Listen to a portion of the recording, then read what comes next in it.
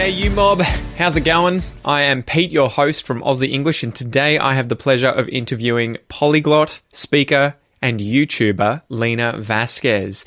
Now, Lina speaks something like 8 different languages. She has an incredibly interesting story, being born in Latvia, raised in Australia, having lived over in Europe in multiple countries. She has been raised speaking multiple languages from birth, but then learnt a bunch more languages later in life, and I think she's still learning them. I think Portuguese is the most recent one that she's been tackling.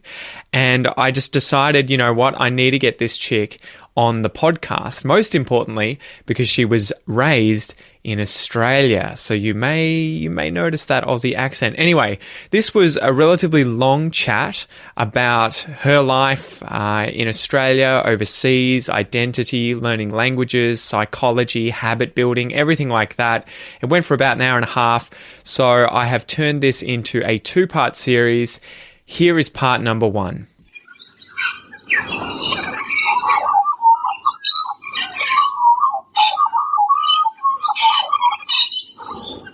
G'day guys, welcome to this episode of Aussie English. Today I have polyglot Lina Vásquez here. Lina, how are you going? I'm well. Good morning to you from sunny England. How are you? I'm good. So, man, there's a lot of questions, but how did you end up? We were just talking about your surname. You were saying that it was originally Strode, now it's Vásquez.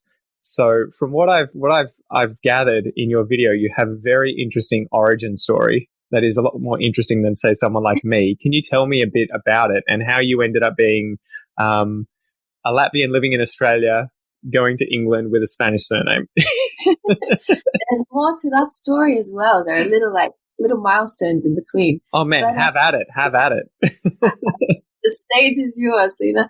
No, well, you're actually one of the very few people who know that I had a different surname as a child.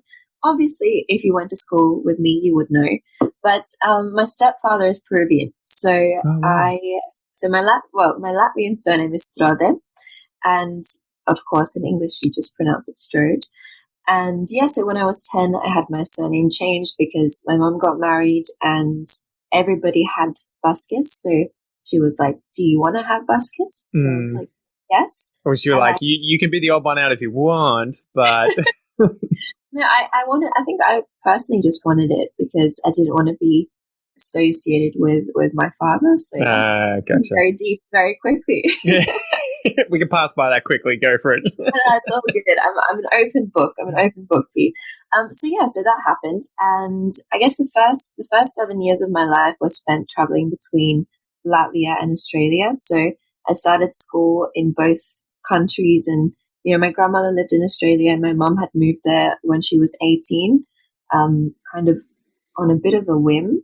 So that's a cool story as well. Basically, after the USSR broke down, and Latvians started looking for their family members, my mom found an uncle of hers who had ended up relocating to Australia. Oh, so wow. He just invited them and said, "Do you want to come and live here?" basically. So my grandma and my mom went. They didn't speak a word of English. My mom probably knew how to say hello, how are you? Ended up becoming an English teacher. And yeah, so then they moved. My grandma stayed. My mom went back, had me, and then we moved. And and so then years later, my passion for languages took me to studying, languages and law. And then I did a part of my law degree in Germany. And I fell in love with Germany, so I stayed there, and now I'm in the UK because I just wanted to move again. Yeah, well, what made you move to the UK? If you would imagine that most polyglots, especially, you're a native speaker of English, effectively, whether or not you were born in Australia or an English-speaking country, you're a native speaker of the language. Most polyglots would be in a rush to move to a foreign language country, right? What brought you back to England?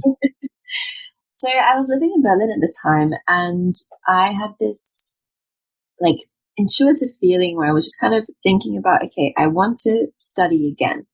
And for me, just the best options of what I wanted to do were either in the UK or Australia. And at the time, I didn't feel like I was ready to move back home.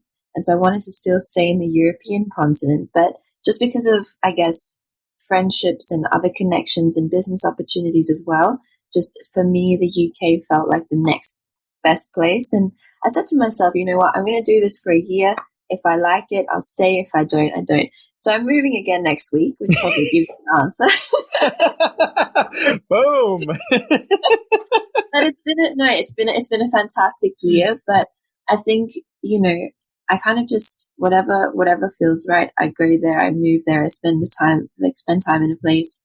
And at the end of the day, you always have options, you know. So was this just a little bit that you were, you know, pissed about Brexit and Great Britain leaving the European Union? Yeah, I don't know. Me and authority, we kind of, it's an interesting relationship. So even if Brexit had happened, I would have been like, I came here, I'm going to stay here. Yeah. Find a way. No, to be honest, it was more of a question of long-term thinking, and the way that the course was structured, it didn't align with my long-term goals. And just thinking about it, you know, I mean, you would understand this. You have a family. So I started kind of thinking, okay, where do I want to be in 5 years? Where do I see space? And, you know, everybody dreams of, I would say most people dream of this digital nomad life. Mm-hmm. And I've done that for the last 4 years. I was probably in an airplane more times than I was in my own apartment. And you just come to a point where you really do desire to have a base somewhere. Yeah. And I miss home. I mean, I haven't seen my family in 2 years. So for me, I've always wanted to move to Melbourne and settle down there and have my kind of base. Not right now. Not right now, man. No. Well, I was meant to be moving this week. I had everything ready. And then you don't want to. I think I said that, right? When we were chatting on Facebook, I was like, good God, stay away right now. You don't want to be put straight back into stage 4 quarantine lockdown. That's not even good. We're keeping the vibes positive here. But yeah, so that's kind of the long and short of it all. Well, how did you get interested in languages then? Was that something that was obviously around you, multiple languages all the time? If you were, you know, born in Latvia, your parents and other relatives spoke Latvian, you came to Australia, you were surrounded by English speakers, then your mum married a Peruvian, so you were surrounded by Spanish. Was that the biggest sort of driver that led to your interest in learning many, many languages later on in life?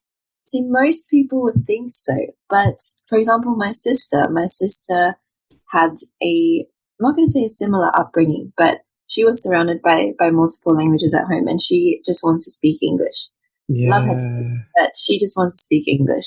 So I would say that, you know, most people would think, oh, if you're surrounded by, or if you're in an environment that allows you to explore new languages, then you're automatically going to pick them up. But there is a very active element, and it has to come from within, and it has to come from you actually taking the initiative to go and learn and to study the languages.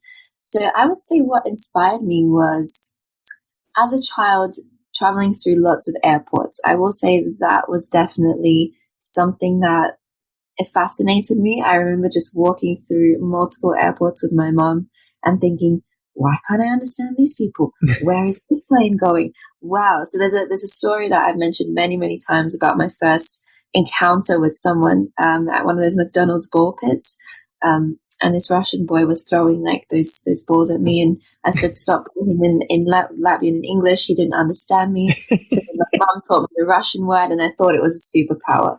So yeah, that's kind of how it all started. And in Adelaide, I went to a primary school that was like an IB school, so an international baccalaureate school. And I was actually in a new arrivals program. So the new arrivals program, for anyone who doesn't know or hasn't encountered it, is the kind of stream that you go into if you don't speak English.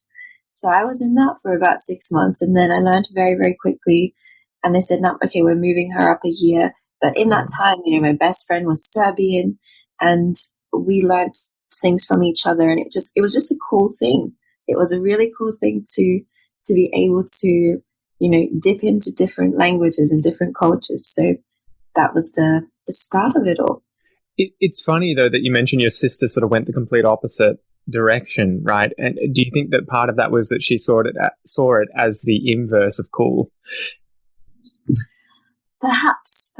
I think, well, my sister, also I have to say, my sister is 10 years younger than me. So we grew up in different generations, I'm going to say, roughly. But yeah, I guess, I don't know, there could be many factors, but she's more interested in sports. So her interests are gymnastics and and just other things. So she's not really that into languages. I mean, she likes Japanese. She's learning Japanese. Oh, but geez, just to make it easy. Jesus. Like, we'll just start with the most difficult language for English learners. So the funny thing is, though, because at home we spoke a mixture of Spanish, Latvian, and English. Yeah. She can understand Spanish easily. She can speak a little bit, but it's just a fascinating little combination. Well, my wife's from Brazil, so we speak Portuguese at home, and we're trying to raise our son to speak Portuguese. He gets English everywhere else, so I'm just like, and for my sake, let's just speak Portuguese at home. But when we... Yeah, obrigado, bom demais. But when we go out to parties, there are quite a lot of Brazilians in Australia, as you probably know, and especially women who end up marrying Australian guys and then having a family here, at least in the circle that I've, fallen into with a lot of Brazilians. And it seems like when the father is interested in the culture and starts learning the language, or the Australian native, and starts learning Portuguese, the kids will grow up accepting it. But there have been a few times that I've met half Brazilian kids, Brozzies, who, I love it. Yeah, they've just decided it's too embarrassing. Dad doesn't learn it. He doesn't speak Portuguese. I'm not. So, Mum, I'm just going to speak back to you in English. I'm not going to use Portuguese in public. It's embarrassing. So I was wondering if it was that kind of experience, because that's what I'm terrified of with Noah. I'm like, good God, please keep wanting to learn Portuguese. Don't get embarrassed. It's half your family doesn't speak English. Yeah. You're going to do this for the team. Exactly. So it's going to be interesting. Like, at the moment, he doesn't have a choice. But yeah, that's what I was wondering. Yeah, I mean, I would say, so my sister actually, funnily enough, didn't speak any English until she was maybe 4 or 5 and started going to primary school and like kindergarten, because we just spoke Spanish at home, like when we were all together. So I think if she had been exposed to more of the culture and maybe more social opportunities with kids who were also Spanish speaking, she probably would have wanted to stick to it. But it was an on and off thing. So I don't know, maybe if you also went over to Brazil when it becomes possible again, and you'll be like, wow, okay, I need to speak it because nobody else here speaks anything else. Well, I think that's going to be a big part of it. It's going to be taking him back to the culture to see it, being applied. How, it's just, at the moment, it's just what Mum and Dad speak at home, and it's weird because no one else speaks it when I go outside or see the rest of the family. But I can imagine if we take him to Brazil when he's younger, hopefully, if we can actually get in there, things will get a little better and he'll be motivated to do it, especially if he develops relationships, right? Because it's all about communication. Relationships drive language learning. They honestly do. And they don't have to be romantic relationships, but they're the best kind, though. If I'm honest. They help a lot. Not gonna lie. They help a lot. I think do you still have the same boyfriend who was a Russian speaker, if I can ask? Because that was the video that I last saw. Oh, no. We broke up maybe, what year are we in? 2020. We broke up in 2018. So okay. Since then, there have been quite a few. But the Russian's gone down a little bit, has it? Or yeah, it has. Other languages have improved, but yeah. No, my last boyfriend was actually a polyglot, so we both spoke. He spoke like 8 languages as well. We're great friends still. How did that work? If I can pause you on that, like, is it something where you met up, you went on a date, and you just switched through 8 languages, and then you were like, yeah, bam, we can do this. It's going to be efficient. I don't necessarily like you too much, but you speak 8 languages, so I don't have to leave the house now and I can practice. No, actually, I'm the opposite. So when it comes to relationships, that's something that's another area apart from my linguistic world that I've studied and dived deep into. So anything to do with psychotherapy. Yeah. So when it comes to relationships, that's not what they're built on. You can have the same interests, but you need to have those needs met, and you need to be able to, have good communication, need to understand what do I actually want from a partner, what do they want. So we met in a very interesting way. We were at a conference, and I spoke on a panel discussion, and he thought actually I was super intimidating, to be honest. And so afterwards, there was another event on, and I was filming it, so I had my tripod and everything, and he was sitting on a couch next to me, and he bumped my tripod, and he apologized profusely. So I said, no, it's all good. But we were speaking in German because we were in Berlin at the time. And then after the whole event was over, I was packing up my camera, and he came up and apologized again. We were speaking in German, and he thought I was German. I thought he was German until he saw my surname, and he said, and he just switched to Spanish, and he said, "Oh, you speak Spanish?" And I said, "Oh, you do too? Where are you from?" And he said, "I'm American." I said, "I'm Australian." So we actually our native languages were English, and it was this weird crossover. So yeah, and it was quite romantic. He ended up canceling his flight back that night to stay with me, and yeah. We're good friends now. We're really good friends, and we do some work together. So you'll see him in my next video. But yeah, all I can say is just because you speak the same languages doesn't mean it's going to be a good relationship romantically. Yeah, well, I see that a lot of the time, especially obviously being in Australia right now. A lot of my friends are foreigners, and they end up dating Australians. And it is interesting that it seems like Australians are a very hard bunch to encourage to learn foreign languages, right? Would you be able to talk about your experience, obviously spending a big chunk of your life here as someone who has learnt languages or spoken languages from a young age? What do you think it is with Australians and the sort of lack of bilingualism or multilingualism? Well, if I had a very simple answer to that, I'd probably be on the education board. Everyone would be bilingual. Yeah, it's interesting because I remember when I was in high school, I had an interview from one of our local newspapers done, and they asked me actually pretty much the same question. They said, "How come you're learning?" Like at the time, I was learning 3 at high school, and they asked me the same question and said, "Why do you think Australians don't really like to learn languages?" And I didn't know. So, I mean, it's quite similar in the UK, but I would say because English basically runs the Western world, it's seen as kind of like the superior language, like the lingua franca. So it is a lot easier for you to obviously get by and have all of your needs met just being an English speaker. Yeah. Obviously, you're also doing yourself a massive disservice culturally and, in terms of the opportunities that you open yourself up to, even if you're not aware of it. But yeah, I would say that it could also be the geographical factor that Australians, I mean, they do travel to Europe and they do travel to Bali and they travel. Bali! What is that? Have you seen that meme where it's like, I got $1,000 compo. Bali! Bali trip! Yeah, exactly. It's a good cliche. Yeah. My whole family has been to Bali except for me. So. I've never been either. I'm so proud to say that I'm an Aussie that's never been to Bali. I've been to Indonesia, but I've never been to Bali. Beautiful. We can be part of that club.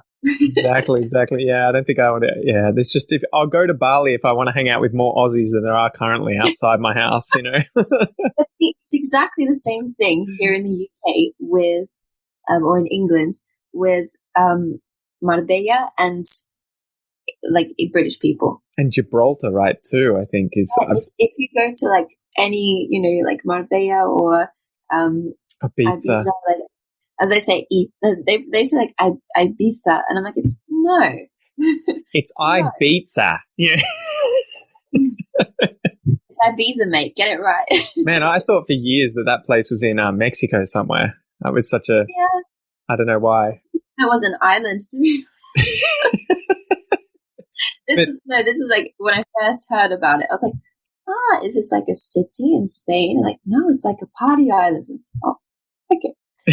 But, yeah. So coming back to your question, I think, yeah, there's all of those factors that we mentioned probably play a role in terms of, like if you're in Australia, you're going to be staying in Australia for a while. Yeah. Like I've done the trip from Europe to Australia 5 times in 1 year, and it's just not as feasible as 5 times. Yeah. Jeez. You get used to it. Well, yeah, I guess you must be using it efficiently where you're studying the languages on the plane and you're like, whatever. Yeah, there's a whole technique behind how to use that 24-hour flight time. Yeah, you just stand up and you're like, "Sprechen Sie Dutch?" or Deutsch. Sorry, and then the next language, and then you find someone, and you'll be like, "Sweet, that was efficient." That has happened to me though, not to that extent, but where the person I've sat next to was speaking a language that I was learning. I'm like, oh yeah, let's. I love talking to people. That's probably one of the reasons why I also like languages. I just love to connect and communicate. Yeah. So wherever I am, we're starting a conversation. That's it. Regarding the Australia points that you made, I think you nailed it. It's just too easy to not learn a foreign language when you're in obviously a big country like this, where I think we have too much choice as well, and so there isn't one single good option. Because if you were to say go out in Melbourne, you're probably going to have hundreds of different languages if you walk around for the day. You know, you could probably pick people from all over the world, and so there's not, here's this country we're bordering and it makes geographical sense to learn that language. But also, it's so difficult. I get really envious of you guys listening or watching this video or podcast, where if you're learning English as a second language, it's almost like you were in a small pool of content. You know, imagine you're Icelandic. What have you got? Like 300,000 people in that country. They all speak like perfect English because they look outside and they get all of their entertainment, everything from the English-speaking world. So I get very envious of how it's effectively, it opens up, it doesn't close down. Yeah, no, that's quite a current topic actually in the language learning world, in terms of producing more content that is in foreign languages than in English. And it's a double-edged sword, because I've thought about doing that, and a lot of my content, most of my content is in English, for the pure reason that it's going to reach everyone. Yeah, everybody that follows me. Like, I have literally the whole world in my, like when you look at what countries are watching you, it's such a diverse selection. So I can't please everybody. Yeah. And just, you would know, like the amount of time it takes to do subtitles. I love you guys, but I can't put 20 languages.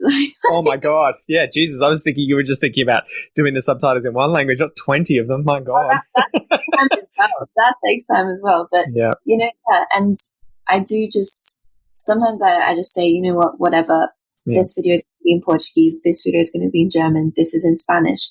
But it's tough, because it's just like it's a luxury, I think, as an English speaker to be able to make that content in another language. Whereas, as you were saying, for people who speak Icelandic, or who maybe, speak, let's say, Gujarati, or are from like more minority languages, they don't have a choice. They need, in order to be able to interact with the world as it is today, and align with the way that globalization is heading, they need to speak English, unfortunately and fortunately.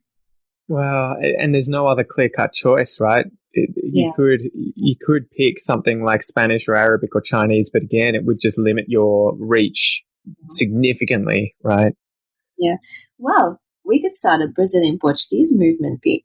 Oh man, I've already tried. I was thinking about it, but it's just a matter of having the hours in the day to be able to do it. Because I think I noticed that you said somewhere you were starting a channel, or had started a channel in Portuguese, right, in order to practice your Portuguese, which was the reason that I'd started mine originally. But I think I did like 2 videos, and then I was like, this is so much effort, and it's worth it. You could start like an Instagram handle, like in Portuguese.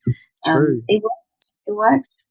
I mean, I do business in Portuguese as well, so it's kind of everything. I have my reasons for wanting to improve it, and I think coming back to the previous question in terms of Australians and language learning, I think, as you said, it's too easy not to. Yeah. Like, it's too easy to not learn another language.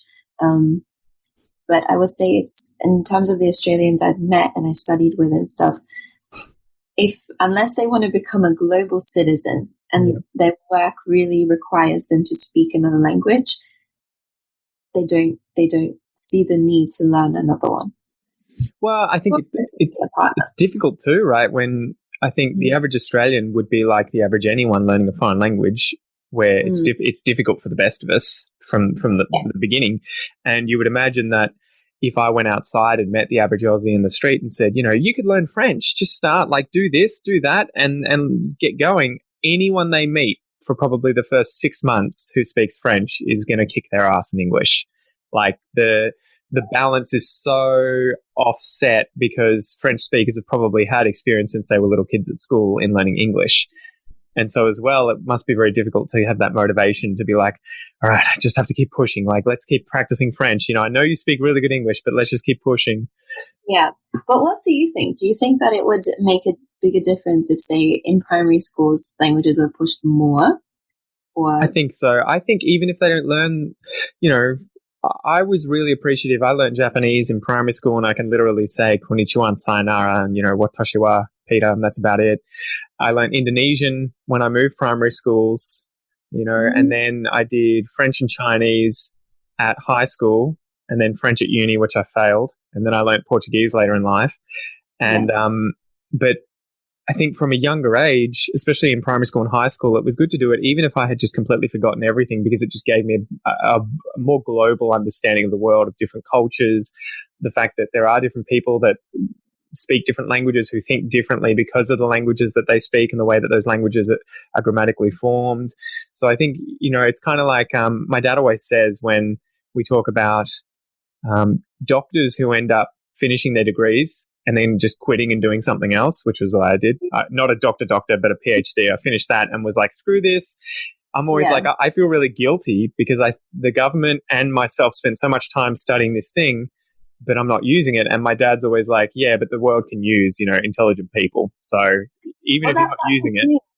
That's the thing. I mean, I studied law for 4 years. Did I become a lawyer? No. Yeah. And people often ask me, do you regret all this time? But the thing is, I think that, well, this is my psychological brain switching on. Bring it on. But everybody in life is on their own timeline. Yeah. It doesn't matter what you do, but you need to understand that it's all about learning, and it's a process, and it's a journey. So all of these things that you decide to study, all of the, domains that you go into, whether it's in your part-time job as a teenager or in your first job or when you're doing your PhD or master's or whatever, it actually doesn't matter so much, I think anyway, as to what you pick, but you're always going to come away from that with a certain skill set, and it's going to challenge you in a way that you couldn't have foreseen. So the same thing, with me moving to England, the way I thought it was going to go and the way it went are two different things. Neither one is right or wrong. Neither one is good or bad. And I think we're too quick to categorize things in a very binary way. So this is good, this is bad. This is a positive thing to study. This is a negative thing to study. But I think that, there's a lot of underlying fear actually behind that, a fear of judgment, a fear of shame, a fear of being blamed for things, a fear of failure. All of that, I think, goes into people sticking with things that don't satisfy them. Exactly. But if you can, there's a great quote, if you're suffering for 1,000 days, why would you want to suffer for 1,001? So if you're doing something and you know this is not fulfilling you, and you're trying to live up to somebody else's expectations of yourself, whether it's cultural expectations, societal expectations, expectations of yourself that you maybe have set the bar that high. I think that it's worth just questioning that and understanding you're not going to live forever. And no, it's not going to change overnight. I mean, I know when I decided to, kind of just take the leap, start my own business and go into the entrepreneurial world. And I called my mom on her birthday actually and said, "Hey mom, I'm quitting law school." No one would have expected that from me, because I was always the goody two shoes, perfect student with straight A's, went to uni at 16, does everything well and proper by the books. And I was like, no, I'm doing my own thing. Goodbye. And it was hard. I had a lot of people who were against me, people who didn't believe in me, but it passed with time, What do you think about keeping those sorts of people around as well? Well, I would say my opinion has changed a bit. So when I did that, I basically went on a full-on cull of my social circle, because I do very much believe that the people you have in your inner circle and who you interact with the most, they influence you. Whether 100%. you want to or not, they're going to influence you. And it's the classic. You're the average of the 5 people you spend the most time with. It's very cliche, but it's very true. I was reflecting on this last night, actually. And well, to pause you there, sorry to pause you there, but it is so true. I had a lot of friends when I was out of high school that I look back on, and they were doing drugs, or they were drinking too much, or they would just hang out and do nothing, just watch YouTube. And I remember that was just what everyone in our group would do, because everyone in our group was doing that. But then when I went off to university and started surrounding myself with different people, all of a sudden the same kind of motivation to do things can be pushed in a really positive direction when you guys are. Yeah, exactly. So it is so true that, you are the sort of average, not necessarily of 5 people, but of the people that you spend the most time with, because obviously you're going to want to impress them, want to develop relationships with them, want to learn from them, want to teach them. And so those subjects that they're interested in are going to affect you as well.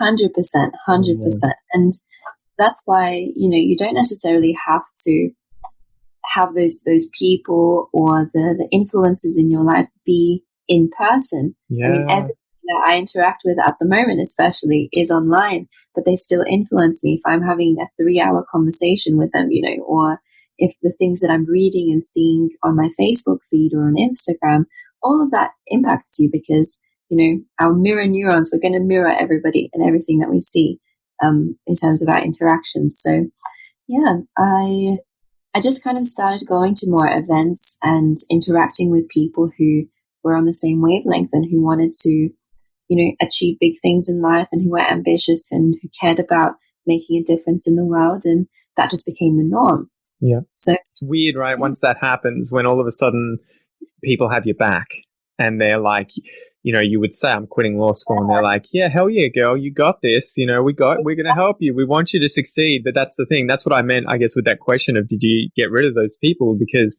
who the hell wants to tell their family members or closest friends that they have a plan or a dream or something to be shot down and say, oh, that's a dumb idea, you'll fail. It's like, what the hell? Even if that's true, even if you think that, how is that going to help? That doesn't help me. And that's the thing.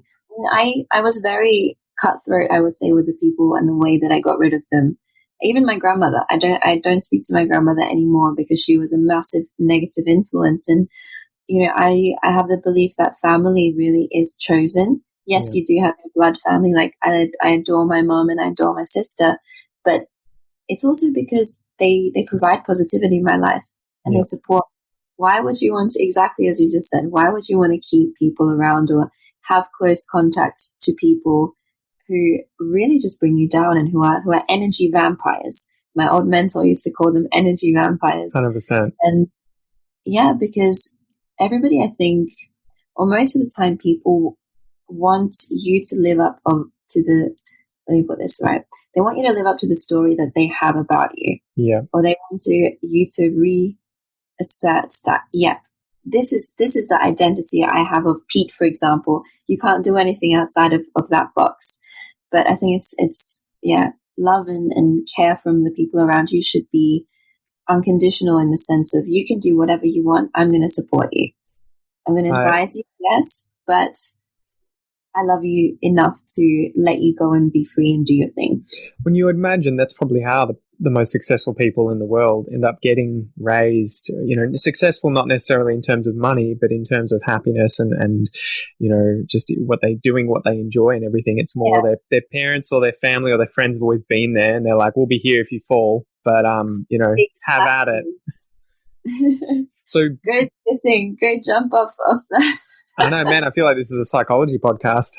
I'm sorry.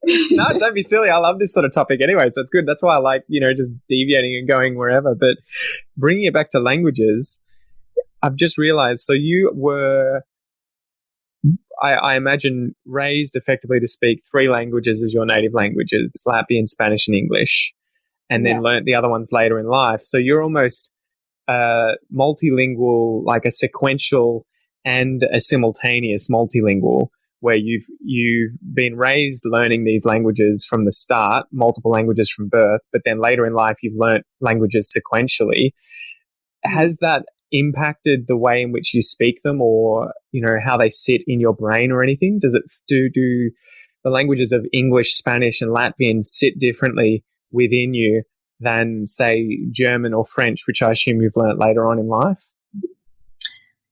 It's an interesting question because so I say this also to all of my students, like even with English, I continuously learn new things on a daily basis, with Latvian as well. And even though they were my first languages, I do need to do like upkeep.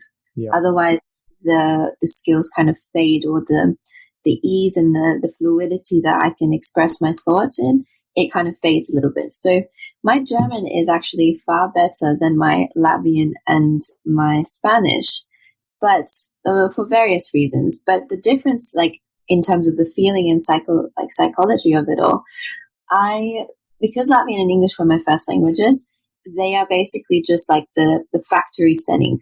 Yeah. I can be tired, I can have whatever going on, it's effortless.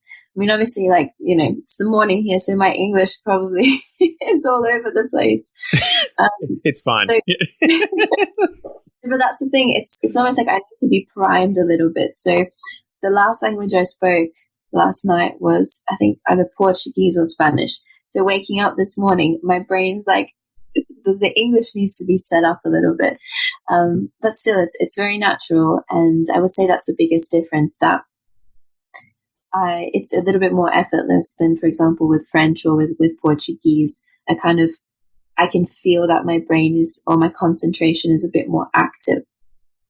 Yeah, I remember, do you know Kangaroo English and Christian Saunders? He's an English teacher online. So he's got a YouTube and he does a lot of really interesting stuff where he dives deeper into linguistics and interviewing linguists and professors. But he did a video on learning multiple languages and was saying that it's not like flicking a switch, but it's more like you've got a bucket with multiple colored balls sitting on the surface, and that at any one time your brain has to kind of push all but one color below the surface. But obviously, for maybe English is the most buoyant, right? Or Latvian is the most buoyant, easy to come up. You don't have to shove your fist in the barrel and be like, where's that goddamn French ball? I love that. No, exactly. That reminds me as well. I read this in an article somewhere, I think, of about bilingualism. And it said that if you're bilingual, it's actually both languages are active at the same time. But, people you'll often find, I do this with my mum all the time. When we speak, we switch between Latvian, English, and Spanish sometimes, but it's mostly Latvian and English. And so we have that code switching going on. Yeah. Actually, if you want to really perfect, whatever perfect means, a language, then it's almost like going to the gym. You need to consistently train to use all the words in that one language, because otherwise, what happens is one is always at the forefront. So let's say the last time I spoke about languages, let's take languages, was in German. And now we're having this interview in English. I'm going to have all of the German words here at the front of my mind, like, take me, come on, fresh, take me. And then the English was like, yep, I'm coming. I just woke up. Give me my coffee first. I'm coming. So that's kind of what happens in one's brain. Man. I'd like to swear, I fucking hate that aspect of speaking multiple languages, because of the amount of brain farts that I have when I'm just sitting there and I'll be talking in English, but the Portuguese word comes to me, or I'll be speaking in Portuguese and the English word. Yeah, it's kind of cool, but at the same time, it's really irritating, because it's kind of like you're running along the road and all of a sudden there's mud in front of you and you're just like, what? Where did that come from? Where did that come from? Exactly. But it is so true with the code switching, because even my wife and I do that, where it's like your brain just picks the path of least resistance, right? And so if it's just like, the closest thing for me to grab is a vine in English, and then there's a Portuguese one, and then there's an English one again. It just goes in and out, because your brain's just like, I just need to get the message across, and I know the person understands, so just whatever. Yeah. Sorry, you go. I was just going to say, I think it depends on the context as well, the scenario that you're in. So, for example, with my ex or my friend David, we kind of switch into German, English, and Spanish kind of just easily, and that's what we do. But obviously, if you're then in a scenario where somebody else is in the conversation and they don't speak one of those languages, then you kind of have to like, okay, I'm picking up the weights. Let's do this. Far out, yeah. Especially with multiple languages, I imagine. Like that's one thing with my wife and I and the rest of my family, because obviously we can speak in Portuguese and that feels more natural. It's like my brain is just used to seeing her and just using Portuguese. And then when I talk to my parents, I don't use Portuguese. I know not to. Yeah. And so we just don't end up, speaking both languages in front of them. We just switch to English and we just know, all right, these people don't speak Portuguese. So it is funny. But what was I going to say? I've got questions here from some of my followers, and I had one from Armin that's kind of related to this. He said, sometimes I end up using a word in Farsi or even a dialect from South Iran in the middle of an English sentence. Do you have the same issue in your languages? And how do you manage to try and keep them separate? Ooh, I think the first thing that comes to mind is that an active thing that's happening, or is he just I assume it's some point. I don't know. Yeah. Sorry, it's a guy. Yeah. Okay. What was it? Ahmed? Armin. Yeah. Hello, Ahmed. First of all, it does happen, but I don't think it happens very often. I guess there are so many factors that it depends on. Is it a word that is typically just like used in Farsi and English doesn't have such a good equivalent? So I do that with German all the time. Yeah. And I think it could be a confidence thing as well, but sometimes I will say the German word and then I'll explain it to the person later. For example, yesterday I was watching a show with my Aussie friend and I said, oh my God, I feel so much Schadenfreude right now. Oh, everyone should know what Schadenfreude is. Like, they don't, and it's a German word. So I said, this is what it means, but it just fits in this situation better. So I think, I don't know, I personally, if you ask me, I wouldn't make such a big deal out of it. It happens. And if you want to change it, just be aware of, okay, in that situation, this happened. Next time I'm going to focus more. I'm just going to be curious and change it up.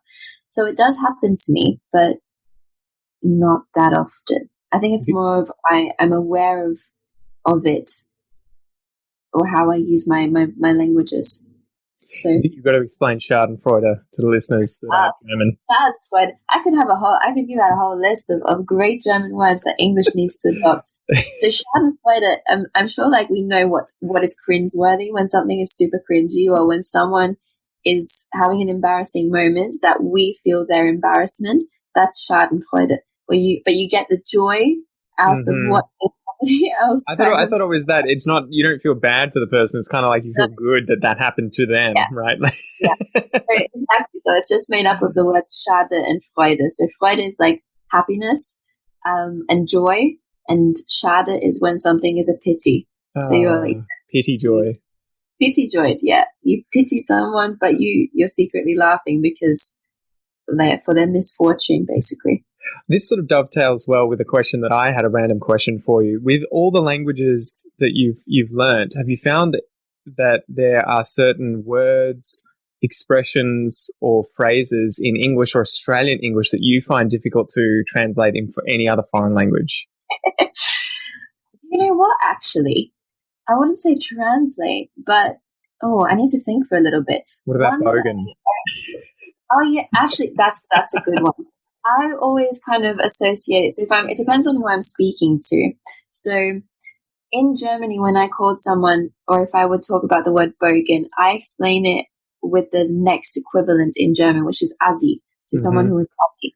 To an American, I would be like, yeah, it's kind of like a redneck, but like a hillbilly, like something like that. So that is definitely one. I think I've gotten phrases or expressions that I thought were just kind of universal in English. Like I said here in England, I said, stop paying me out. Yes. And I thought it was a British thing because we have the same, we basically have the same language. Yeah. And they were like, what? I've had that same exact experience with paying someone out. Don't pay me out. Why are you paying me out? Leave me alone. Stop paying me out. Like a prostitute? Whoa! You're making fun of me for being a prostitute? And we could take that down many different avenues, but yeah, I think that's probably one. That means to make fun of people, by the way, guys, to tease people, to pay someone out. To take the mickey out of someone, they know that They one. would have known that one. That's from them. Yes, exactly. So yeah, I definitely think bogan is one of them. I can't think of any at the moment. I was sitting there the other night, and my son loves to come up and drink whatever I have. He wants some, but he always backwashes. I'm always like, you little bastard, you just spat back in my drink, backwashed it. And I was saying to Kel, I'm like, como eu posso falar backwash in Portuguese? Like, how can I say backwash to backwash? And she's like, what the hell's that? And I'm like, it's when you've drunk some water, and then you've let the water go back out of your mouth, back into the drink, whatever drink it is. Little bits. And there's food or there's saliva, you've backwashed it. And she's like, she told me the equivalent of spat in your drink. And I'm like, no, that's different. That's like someone's walked up and just gone, yeah. But so I was thinking, far out, maybe backwash is something that we can't easily translate in other languages. I mean, you probably know better than me if you can do this in German or French. But I can just think of sexual phrases, but we're keeping it that are a little untranslatable. Anyway, I would say that Portuguese actually has a lot more of those, just from my experience. My God. I have to ask, like, some of my co-workers, I would call them, with Brazilian company, and I'm like, hold on, what is show de bola? What is this? Yeah. What is this word? Why are you using this word here? And especially with like amorous phrases, they have like, a gente tá ficando, namorando. They have this whole spectrum of what situation are you having romantically with someone. Yeah. And I'm like, gosh, in English we just say, I'm seeing someone. I'm sleeping with someone. Girlfriend, sleeping with someone. We're married or whatever. Yeah. Like, it's a very limited spectrum. It's the beautiful thing about language, though. I remember that learning those in Portuguese, ficar is like a verb that effectively means to stay or to become. But it can be used to mean like you're casually having sex with someone, right? But it's not official. Yeah. And I was just like, isn't that just like fuck buddies? Or like, I was like trying to work out, how do I explain that? But yeah, it is really cool. I love that aspect. There was another one. There was a really good one that was like Picadas Galaxias. Have you heard of that one? My Brazilian listeners are going to be laughing their asses off. Picadas Galaxias effectively means, I think, dick of galaxies. And it's something really good. It's just something really good. And I remember hearing that and just being like, what? And it seems like Portuguese is such a more sexual language. A lot more expressions 100%. Are related to sex. They have words for everything, different body parts. Every second word that I mispronounce, Kel laughs, my wife, because I've said another word that means vagina or penis in Portuguese. Yeah. And I'll just be like, oh my gosh, I need to send you one of my videos. Maybe I don't know. About, what was it? Dating in Brazil, or dating Brazilians. No, I haven't. You'll have to send it to me. I'll send it. I think you'll laugh. It's one of my favorite videos that I've ever made, because it's hilarious. I did it with another YouTuber who's a Brazilian YouTuber, but he lives in Canada, Gabriel Polyglota, and he came to Berlin, and we did some filming in Paris and in Berlin, and it was just awesome. We went to the YouTube space and just, I'll send it to you. It's a great video. Here is part number 2. So, switching gears, do polyglots have a special ability to just learn languages? Are you guys like mutants from the comic, except your special power is just obtaining languages incredibly quickly? No, not at all. It's a skill. It's just like any other skill. It takes practice. It takes time to develop, and I think a lot of people don't want to hear that.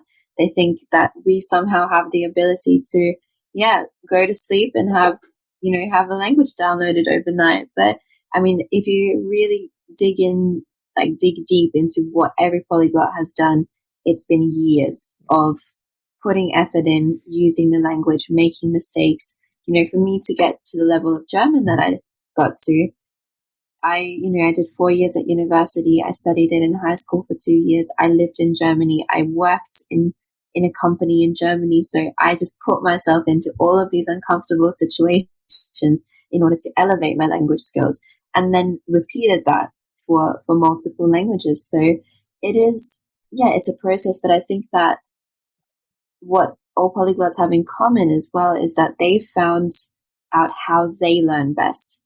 And we were talking about psychology before, but all of that matters. It doesn't matter if you specialized in, let's say, engineering, or like Luca Lampariello was a specialist in engineering, So he's taken a lot of elements from other domains and applied that to learning. So I'm passionate about psychology, and I see so many, kind of crossovers between just various areas of life. And what it comes down to is learning how to learn and understanding how your memory works, how you as a person and your personality work, and just testing a lot of things. And then you find your way and you reapply that. It's very interesting, isn't it? Because it is so much about learning yourself and learning how you learn best, more so than, that you have an aptitude for learning languages. Because I can imagine tomorrow you could throw in your hat and just say, no more languages. Instead, I'm going to learn sports. And you've got an arsenal of tools at your disposal to be like, I know how I learned. I'm just going to implement A, B, C, and we're just going to go through one sport for 2 years, then we'll do another one, and then another one, and I need to maintain them. And so it is so interesting how polyglots tend to be expert learners, not expert language learners, right? Exactly. I mean, speaking of sports, I play competitive tennis as well, and I sing, and I do a bunch of other things, and people are like, hold on, you can't do this one thing, like these 10 different things. You can do one thing. No. That's, I think a lot of individuals limit themselves with their own beliefs, and they probably want it to be true too, right? It's a lot easier to say, that's bullshit. That could never happen. I could never do that, because then you don't have to confront and accept the fact that you are actually just saying, I don't want to do that. I could do it. Exactly. I have the ability to, but I can't be bothered. Yeah, exactly. It's, if you just reword it, you're very right. You're saying, I don't want to put in the effort, so I'm going to take the easy route, and I'm going to, make fun of everybody else or spread negativity because I don't want to switch the lens and look in the mirror and say, oh, I'm actually not doing as much as I could in my life, or I'm not using my own capabilities and my brain and everything to the best that I could be. So can you give me a rundown of the languages that you speak and how and where and when you sort of learnt them, like a sort of quick timeline? Okay. I know this only gets harder and harder the more languages that you learn, so it's easier to get it done now, right? Like, you gotta get it out of the way. Oh my gosh! So I'm gonna leave out the languages I've dabbled in, because that's gonna add a whole other, 4 more series, or the tail trails off the end of that. Exactly, like sequels. That's the word I was looking for. So we've got Latvian and English. That obviously, from living in both countries, family, etc. And then Spanish came in with my stepdad, and then I had Spanish actually in primary school and in high school. So in high school, I went to it was a special language school. So I applied to go there because I was like, yes, languages. So you could study 2. And I kind of, played the system a bit and ended up doing 3. So I started with Spanish and French. And French I actually fell in love with when I was in my last year of primary school. So for you guys, I think that's year 6. In South Australia, 7. So I was in year 7, and I just found this book in the library in French, and I could speak Spanish, so I could recognize a lot of the words. I was like, oh, this is beautiful. And then it was an obsession. I bought these like DVDs or CDs and whatever, and decided to, learn on my computer every weekend, and kind of, I went to the library and picked up all these books. And so when I got into high school, I was like, yes, I'm definitely doing French.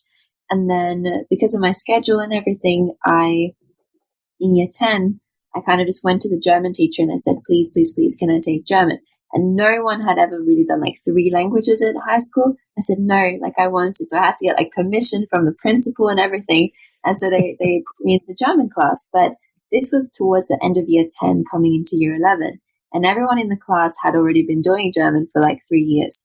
And I was I was just in love with the language. So I did everything possible to kind of not so much catch up, but just be, have the skills that everybody else needed to have. So I did for my kind of ATAR, or my final, high school leaving courses, however we would describe it, or my subjects. That would be, I think, VCE exams and everything in Victoria, or at least it was when I was there. So I don't know. And then there's HSC in New South Wales and whatever. It's different in every state, guys. I just know there's like SATAC, which is the Australian, like, or South Australian kind of university scoring organization. I don't know. But you get an ATAR. So, which is, like that score that allows you to go to uni. So I had, German, French, and Spanish, and English, maths, legal studies, whatever. And then I got a scholarship when I was 16 to go to uni and do French. So I started, kind of everything early. So my uni career began then. And I did French and German. Then I went into law school. And I always knew, I'm going to go on exchange in Germany. That's like, in my third year, that's what I'm doing. So I went and did that, and I was very adamant about the fact that I'm living in a German household. I'm gonna, study in German. So I took law subjects in German, and I was in the library every day for the first few weeks for like 2 hours, not only learning the content and watching the slides and stuff, but the vocabulary. I'm like, how am I going to express these contractual terms in German? But I loved the challenge. I loved it. And it really, helped me improve my German massively. So that's a big part, right? It's just enjoying the challenge, not shying away from discomfort. Exactly. And I mean, then in that year, I traveled to Italy. So I started learning Italian just there and using it, in cafes and things like that. And then, so with all the languages, I kind of dabbled in them previously, and then I picked them up for whatever other reason. So then Russian I did because I did a course at uni in Russian, and then my ex-boyfriend came along, and that gave me more incentive to improve because his family spoke more Russian than German. And what else came next? So Portuguese is an interesting story. I actually never wanted to learn Portuguese. I thought it was weird. And in this whole time of me doing Brazilians, don't turn off yet. Don't turn off. Stay. No. I adore it. Like, I think in a past life, I was probably Brazilian. It's a hidden gem, right? I was the same. I remember hearing it and being like, man, this is like a really whiny version of Spanish. Jesus. Yeah. But it's kind of like going from white bread to, wholemeal bread. You start eating wholemeal all the time. Yeah, and then you're like, I can't eat white bread again. Spanish to me now, no offense, all the Spanish speakers, it misses all of the that you get from Portuguese. So I fell in love with it as well after I started learning it.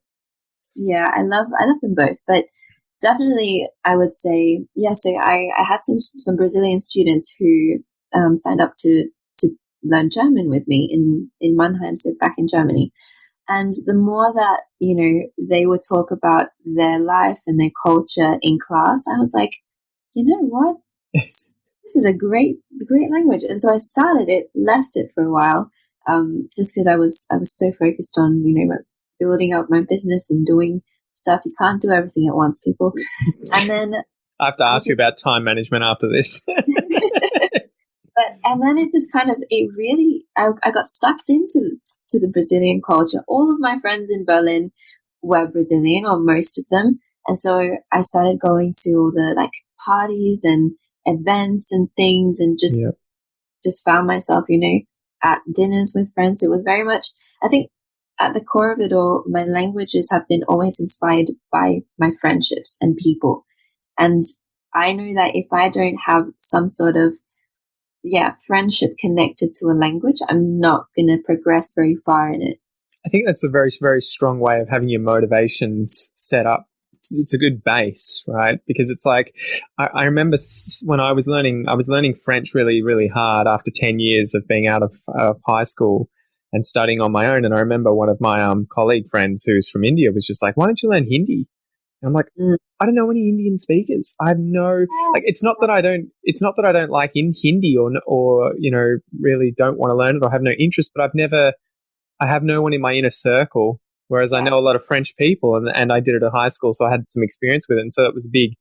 I had no motivation. Or the same with Mandarin Chinese. It was like, it's just, if I found myself with 10 friends that were all of a sudden from, all over the place in China, I'd be like, all right, now I've got a lot of reasons to knuckle down and tackle, the Goliath that is Chinese. Exactly, that's the thing. People ask me this all the time. Why don't you do this language or that? Mm-hmm. I said, I always say I will at some point probably, but right now I'm focused on the quality rather than the quantity of the languages, and I don't need to, I don't need certain languages right now. If you're, if you feel like, what's the word that I'm looking for? Help me out, Pete. Just use it in whatever language comes to you at first. Offended, that's the one. If you feel offended by that, that is not my problem. Yeah.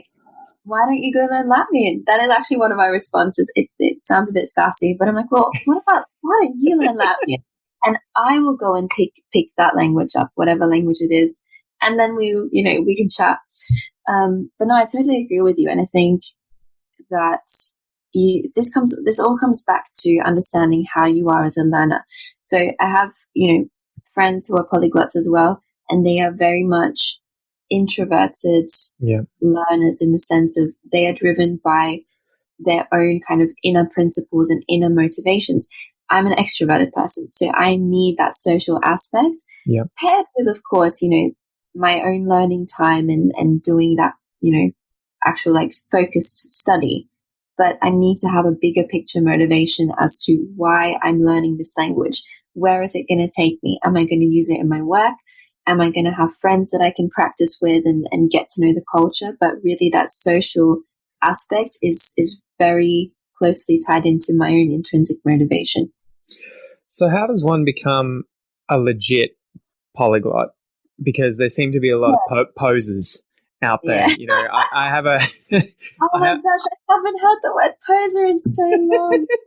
just pulled it out. I love it. So I won't drop any names, but it definitely sort of grinds my gears when I see...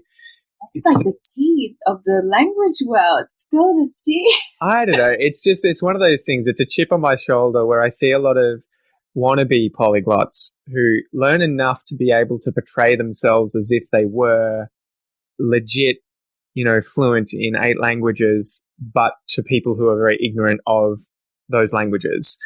And so what does it actually take? Because I feel like that's the low-hanging fruit. I can learn to probably be conversational, at least, I'm from here, I have 2 sisters, this is my name, in 10, 20 languages.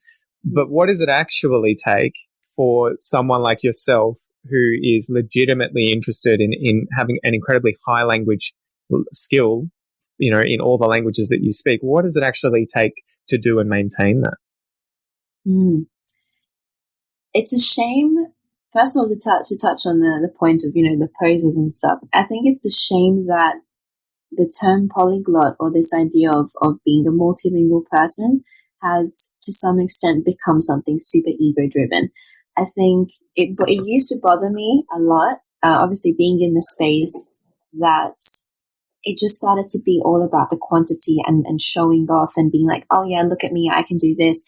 I understand that, and I think that if you have a skill, I am all for pushing people to, express themselves and to really just show off their skills and be like, yeah, you've reached something. And exactly as you said, it's when it becomes purely a facade and something on the surface level. Ego-driven, as you were saying.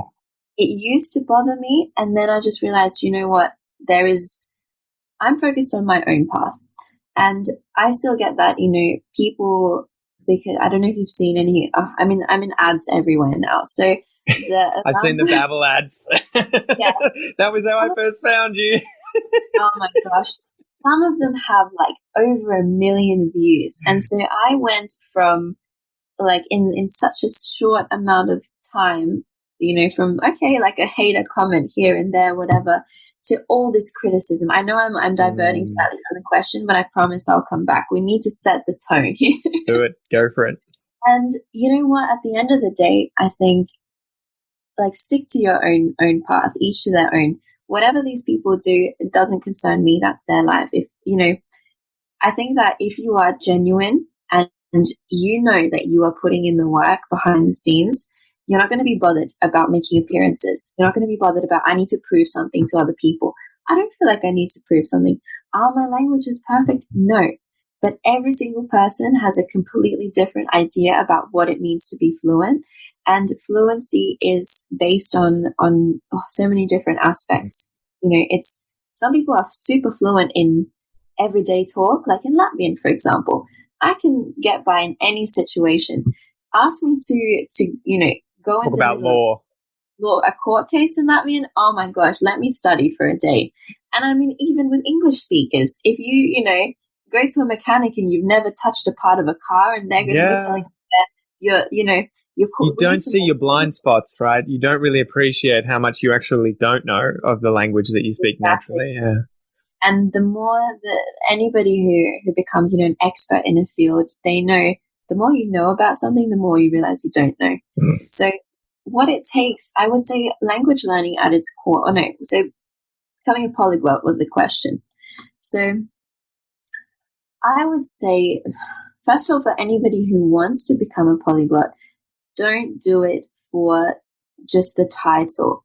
I don't think you should ever do anything for the title. I never wanted to actually, I didn't even know what a polyglot was. I just liked languages, and I thought, yeah, I'm going to learn 5. I was happy with my 5. And then I thought, then I got greedy. And then I got greedy. No, but even now, I'm very open about this. Like, yes, I say I speak 8, but for the purposes of let's say doing business in a language and delivering talks and making videos, there are 6 of them that I'm like super confident in. And even with all of those, there are going to be blind spots that I have, or I'll forget a word and I'll have to look it up. But that's normal. So I would say you need to have a kind of long-term goal and a long-term vision to understand that this isn't going to happen overnight. And you need to know that, ask yourself, what is my why? If you're passionate about lots of languages and you're like, I want to do like 5 at once, I wouldn't recommend that. Like, I would say, what is your focus right now? Why, you keep reminding yourself as to why do you want to learn these? And it's going to change as well. So why I picked French at university was because at the time I wanted to work in the EU as a lawyer linguist. So I thought, okay, French is one of the requirements, so I'm going to keep it up. If I hadn't had that goal at the time, I probably honestly would have dropped French. But something has always kept bringing me back to the French language, and I do love it. But there are different goals, and also right now I'm not focused on improving like Russian or Italian because I don't have a need to. I will at some point. So I'm not stressed about that, and I don't care what anybody else says because I know my own goals and I know myself. And I think with everybody listening as well, like, just know your own goals and understand why you're doing something, and it doesn't matter what other people's judgments are. At the end of the day, they're not going to live life for you. You're living life for yourself. So, just be inspired by what inspires you, I guess, like by the languages that you love, and just keep going. Well, it's kind of a shallow goal, I guess, to just be like, I just want to be able to speak this language. And it's like, you could go deeper. Yeah. You can find better motivations than that. Deeper, like that. Anything like superficial doesn't last very long. It's the reason why, people, for example, in terms of careers, money doesn't drive careers. Money doesn't drive people to go into a certain career. It does for some, and you see that they hate their life and they hate their job and they end up taking drugs every weekend because they are not living out what actually fulfills them or where their purpose lies. So the same thing with languages, I could learn, let's say, Arabic because it's one of the most spoken languages, but it doesn't fit into my life right now. I know a little bit. I do like the language. But maybe in the future, there's going to be an opportunity where I see, oh, okay, there's a window here. This is really going to be a beneficial language. I've got motivation. I've got people to support me. Let's do it. But you can't do everything at once. Sort of right time, right place sort of thing then. Yeah. That was actually one of the questions from Abdel Rahman. He was wondering if you spoke Arabic. So you just answered. I can just say, like, the very, very basics, like I know like Wahyat Allah, which is like a oh my God phrase, and then Salam alaikum. Yeah, alaikum salam. Ana ismi Lina. So do you have any languages that are like real, goals one day that you just sort of like, oh, I really hope that the fates align and this one will be something that I can learn? Is there any that sort of sits there that's just for whatever reason you just like, oh man, I hope that comes into my sights? I would say, well, I've started to learn Mandarin, so I do think there's going to be a time. Enjoy. It's hard. I don't think anything. I don't say anything is hard because I think that you like prime yourself to. Very true. Very true. See all the difficult sides of it. Yeah, I think Mandarin is probably that language. I would love to like. One day I'm gonna be able to speak it. Reading is a whole other story. We'll get there, but I definitely I would say Mandarin and even Arabic. I do think Arabic is a beautiful language. I went to Qatar actually 2 years ago, and that was a very cool experience. And I thought, yeah, if I spend some time in an Arabic speaking country, then that's gonna do me good. I would love to learn some of those languages, but I just appreciate the investment in terms of time, and you kind of have to go full ball, right? There's no learn Chinese in 3 months. It's not going to happen. No, exactly. One of my friends that I went to high school with, we were in Spanish class in year 8 together, and her for me, what was German was Mandarin for her. So you've got to imagine, she is, I think, originally of Irish descent, pale skin, red hair, and she speaks like Mandarin Chinese fluently. Does she have a YouTube channel? No. Because there's this girl that's been coming up all over the place. That's this redheaded chick. I know who you're talking about. Yeah, that speaks Mandarin really well. But yeah, sorry. Anyway, keep going. Oh, good. And when she was in China, she just, was interacting with the locals. Everyone thought she was this foreigner, and then she just comes out with this beautiful Chinese. And her boyfriend is from Taiwan as well, and so she's learned, I think, bit more of like Cantonese and stuff. Amazing. But it took her, how many years? All of high school, so 5 years, plus university, so 3 or 4 years, plus now adult life. Yep. So it's an investment. As you said, it really is an investment, and you've got to just focus on the now as well and not be thinking too far ahead, because you're just going to be overwhelmed. Well, this ties in with the next question that I had. Many people sort of see language learning as a start-finish, building a house kind of process. How I learned French, as if you did it in 3 months and then finish, done. But I feel like it's more like fitness, right? Where you can get there. It takes months. It takes years. It's a permanent thing that sort of needs to be a part of your life. How do you maintain the languages that you have in order to avoid losing your gains, sort of like staying fit or capable of multiple sports? Yes.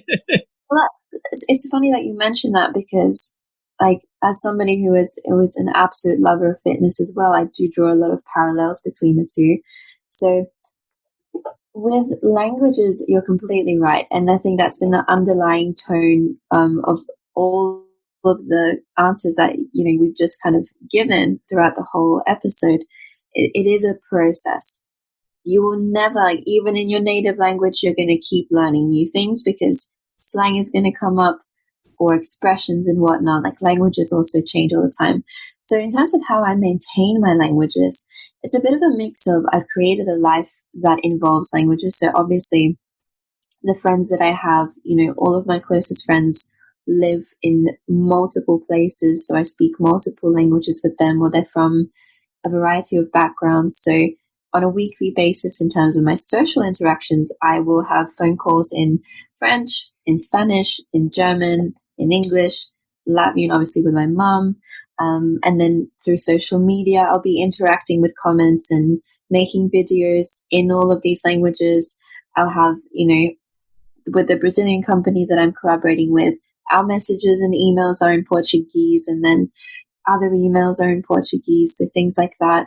And then I'll have more of a, if I can sense, okay, this is a language that I'm not doing very much for, I can feel it kind of, becoming a bit rusty, then I will actively seek out opportunities. So either book a class online, or start making more videos in that language, or even like with the French course I'm doing now, that's quite intensive. So really just, seeking out opportunities to practice them, balanced out with just either hobbies or leisurely things where the languages are ingrained in that. Because I'm all about efficiency, people. I'm not one that you will not hear me say, yep, create a block of 3 hours for yourself. I know it maybe works for some people if you're focusing on one language and you just have like one space of time a week. And I know, especially if you have a family and stuff, it's obviously not that easy.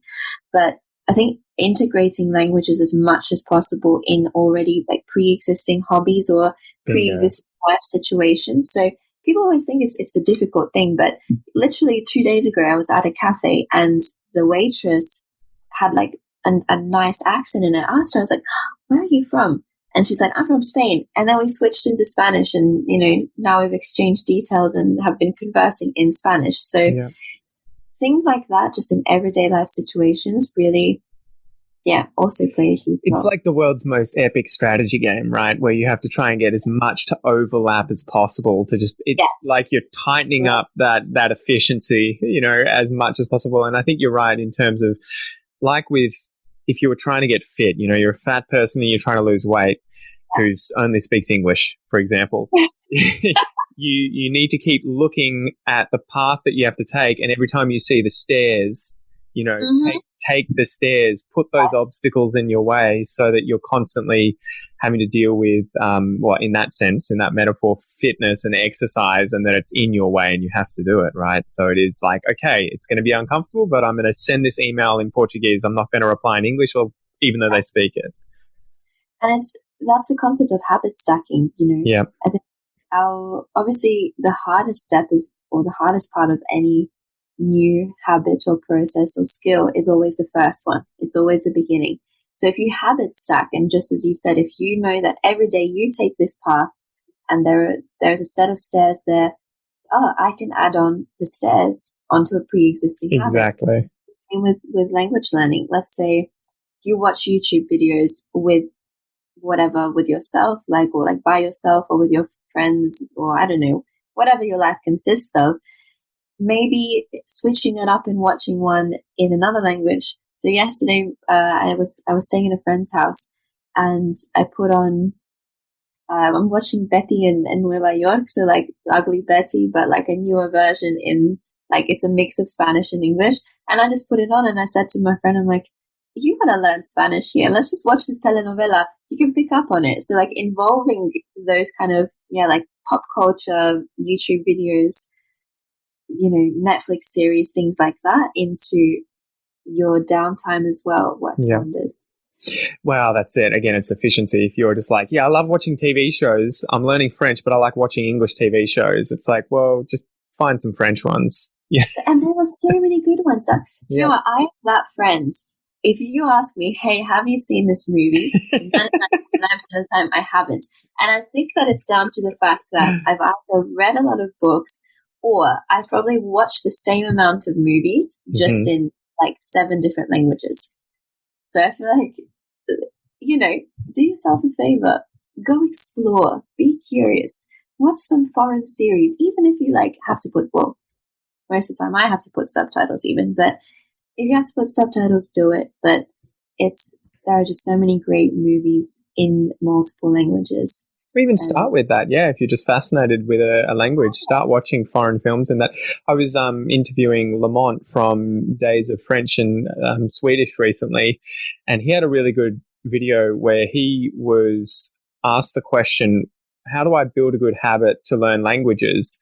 And I think the crux of it was sort out your life, like deal with your own habits in your life first. If you can get together, a clean life with good habits where you're, constantly consistent with what you're doing, the language learning will take care of itself.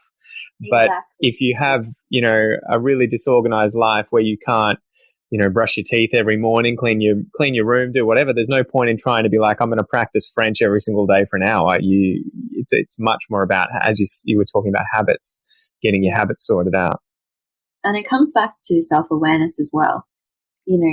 you need to understand yourself as a person and how you function, where your strengths and weaknesses are, in terms of accountability and organization, so that you can develop a system that works for you.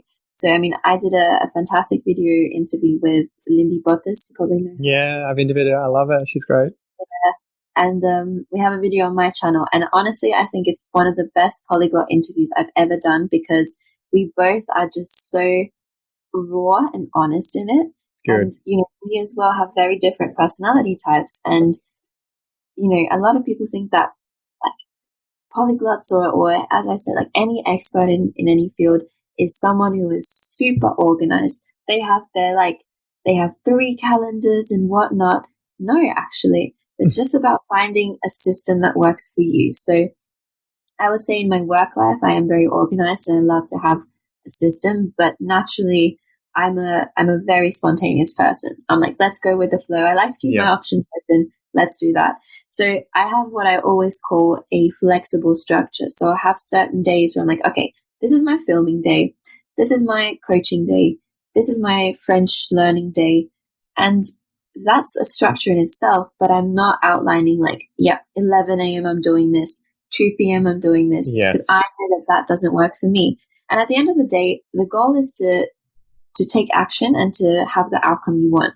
So it actually doesn't matter when you do something. What matters is that you do it. And that's the whole thing around language learning as well. You need to stop being so picky on all the details and trying to find the best method and the best system. Pick 1 or 2 things, something passive, something active, combine them, practice them consistently, and you're going to see results. That's it. Bingo. I think that's the hard part though, right? It's so easy to get lost in the sort of weeds of trying to collect all the best perfect resources, because one day I'll actually put in the time, and it's kind of like just get 1 or 2 resources and just get started, and you can deal with that later on. And you'll figure out through trial and error, I actually don't like this resource very much. Yeah. This one, however, loved using it. You want to find and use that thing that you're most passionate about, where it starts to not even feel like, you're putting in a great amount of effort. Let's follow the fun, right? Get into that flow state where you're just enjoying. I love that. I'm going to steal that now. Yeah, I follow it straight to the fridge. So I had 2 more questions for you. I have one from Ada here, who it sounds like she's already on top of things, but she said, what advice do you have for someone wanting to learn their 5th language in their 40s? I'd love to learn a couple more languages, but I feel I'm too old. Oh, Ada, no one is ever too old. Listen, my goal when I'm 60 is to be running marathons. So I'll start at 59. Yeah, well, no, but that's the thing. I also have students of mine that I've worked with, and they're in their 50s, they're in their 60s, and they are actually, I would say, in comparison to some of the younger ones, the ones who are making the most progress. Yeah. Because they have, once again, they've learned how they learn, and just go for it. That's my advice. Don't let yourself be held back by your own limitations. And, I fundamentally believe whether you think you can or you think you can't, you're right in both circumstances. Exactly. So, figure out, it's the same for anything. Why do you want to learn that language? What is that 5th language going to bring you? How are you going to enjoy it? How can you find ways to incorporate it into your life? And just go for it. Do you think that it's good too to try and avoid comparing a language that you want to learn to languages you currently speak and needing that new one to get to the same level? And because I think that's something that monolinguals in particular think, oh my God, this hill is just too big to even start climbing. Yeah. Because if I try and learn French, it's going to be so much effort to get it to where my English is. But in reality, you'd be like, well, what do you actually want to achieve? Do you just want to travel a bit around France and be able to, ask for directions and have small conversations? That's pretty achievable. Do you need it to be as equal to your English, or what? So. Yeah, comparison is the killer of all enthusiasm. As soon as you compare, you are doing yourself a massive disservice. So anybody that you ask who's learned a language, doesn't matter how many, each person has such a unique journey as to how they learned the language, purely because of, life being unique. And what I'm going to experience tomorrow and based on my location and the people I know, is going to be very different to anybody else. So I would say you like just be open-minded and curious. Look forwards, because with any language that I'm not going to say I've learned because I'm still learning them, but with any process that I've been through, none of them are the same. Portuguese as well. For example, if I had gone down the same route that I learned German with, Wow. my God, no. Your legal Portuguese would be on point.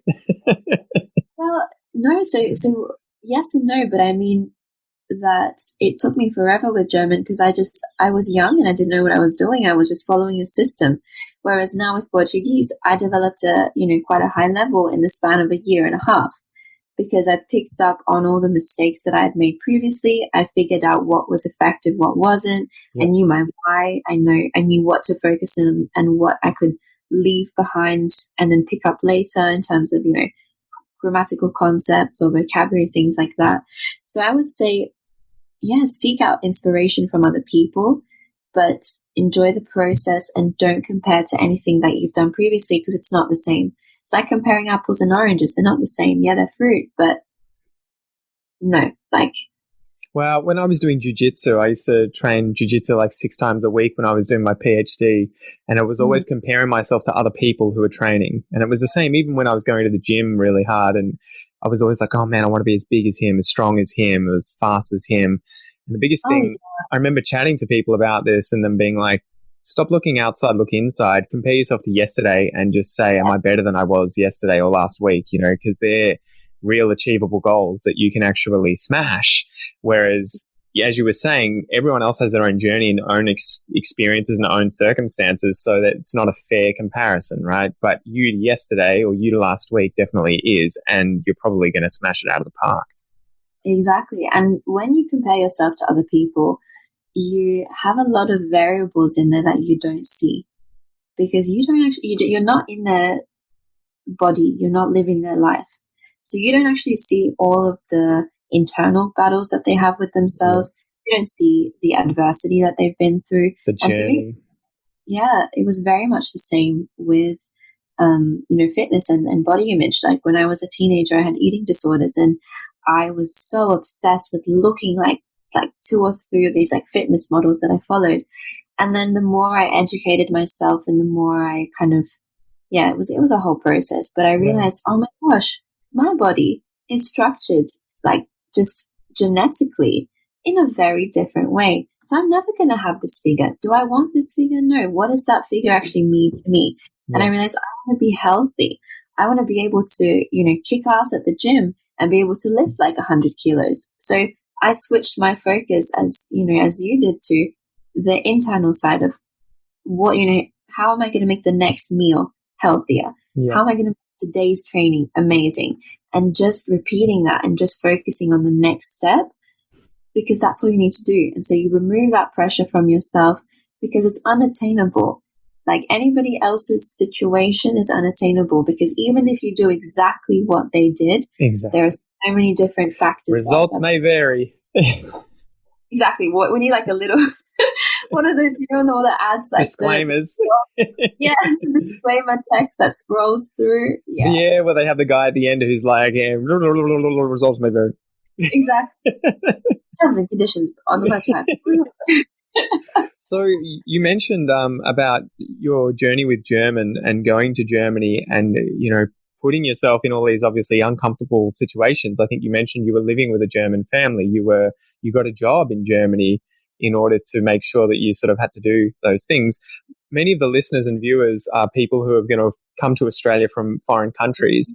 A lot of the ones that I meet find that sort of process very difficult. So they end up moving in with other Brazilians. They get jobs through other Brazilians that they know. They only speak Portuguese in their spare time. They still only watch Portuguese TV shows or whatever. What advice would you have for people in a sort of analogous situation to what you had in Germany? How to get the most out of it productively? Well, let me think. It's so difficult to give a generalized answer. Because as we were just saying, everybody's situation is unique. I would say step outside of your comfort zone a little bit every single day. So if I look at my my Germany journey, I started actually living in for a week or two in a student place or whatever, and they were like English speakers, and I thought, no, this is not what I want. So I had some courses in the beginning in both English and German. Then I moved into the WG, which was the shared house, and all three of my housemates were just German and they spoke German. And that was kind of it was home, it was comfortable. They knew as well that, yeah, I'm not a native speaker, but my German was amazing. Like, to them at the time, I didn't think it was. But, I think that's the same thing with anybody moving to Australia. Like, come on. As we were saying, like, Australians are going to be amazed that you even speak another language, or you're putting in effort. If the tables were turned, they would understand the discomfort. And a lot of them do. I think we always think that we're going to be judged by people, or people are going to laugh at us. It has never happened. Yeah. I can tell you, I've never been laughed at by anybody else for making a mistake in a language in my life. And there have been many, many occurrences where I have made mistakes, all right? And said embarrassing things. So it's, just kind of stepping outside of your comfort zone on a daily basis would be the first thing. What can I do today to push myself a little bit? And I know that at the end of the day, I'm going to be in my bed. I love that expression. It was from the book The Tools of Titans by Tim Ferriss. Gotcha. There was one of the interviews, and it said, it was a very similar question, like, how do you deal with the fear every day of stepping outside of your comfort zone? And the guy said, you know what? I just know at the end of the day, I'm going to be in my bed. So, well, and if you were to ever, do you imagine that anyone that you've ever made a mistake with in any language remembers that?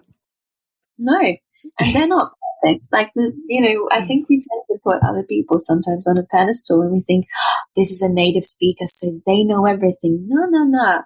The language is just the little, facade on the outside. They could be a really great person, a really, negative person, whatever. The language aspect doesn't matter. So what I'm trying to say is really, just like find, for example, a hobby as well that you enjoy doing. So I love tennis, so I went and joined a tennis team at my German university, and they just own the fact that, own where you are from, own your story, own your background, and know that you are taking these risks because you want to better yourself. You're the person in the ring. So any spectator doesn't matter, because the person doing the work is the one to be commended. So you putting yourself, in these uncomfortable situations and taking risks and trying new things, that's an amazing thing. And like, own that aspect as well, that, it's not going to be easy, but there are people that aren't even willing to get on that plane. They're not willing to even look up, these opportunities and try out new things. So just see it as an experience, I think. I think you're right, especially in terms of following the discomfort and challenging yourself. I felt like that when I got into, really hard into jiu-jitsu and into the gym. You almost, once you start actually looking for pain, positive pain, not necessarily, broken bones, but you look for the struggle, you actually begin to enjoy it, and it kind of starts picking up and becoming a bit of a positive feedback loop. So I think, if you encourage yourself to do those things, it's going to speed up. Yeah. And that discomfort is very temporary. I mean, think about when we first learned to walk as kids, like, that was hard. We fell down all the time. When you see little kids, they keep falling. Mm-hmm. It's not easy. And now it's like, what? That was difficult for me at some point. And it's the same with anything. It's the same with languages. It's the same with, any type of sport and any skill that you're learning. What is difficult for you right now is temporary. You're going to pass that, and in 3 months' time, in 6 months' time, in a year, you're going to look back and be like, wow, look at me back. Look at me now. That thing's about to be in my rear vision mirror. Yes, exactly. Careful, objects maybe. But exactly, and I think it's also important to take time to reflect. So I journal on a daily basis, and I have been for 3 years, and it's like my accountability to myself, because oftentimes, we actually make progress in something, but we don't take the time to look back at and really take in and reflect on all of the little things that we have done to get us to where we are now. To pause you there, I recently, or today, downloaded the videos of when I first started speaking Portuguese, because when I first started, I did a weekly video and I was only using Duolingo and a few friends, and I didn't remember how bad I was and how much I struggled in the beginning, because I had just blinkers on. I'm just going forward, but I wasn't looking back to check. So something like a journal or even videos you keep for yourself or that sort of thing must be really good as a reality check of the fact that you are making progress. Yeah, exactly. And even just you can do it in so many ways. Like taking videos, you don't need to post them anywhere. But looking at all the little situations, or maybe social situations, and things you've maybe written or in your files on your computer, just taking some time to look back or stumble across things. You're like, yeah, I have made progress, and that's all that matters. It is you versus you. Awesome. I think that's a good place to end. Lina, I've kept you for like an hour and a half, so I really appreciate your time. Where can people find out more about you and what you do? Sorry, what did you say? Where can people find out more about you and what you do? Well, you can find me on YouTube. Just put in Lina Vásquez and I'll come up. On Facebook, same thing, Lina Vásquez. On Instagram, LinkedIn.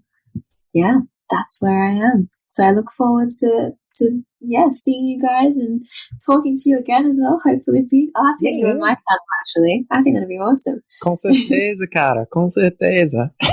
Legal. Obrigada.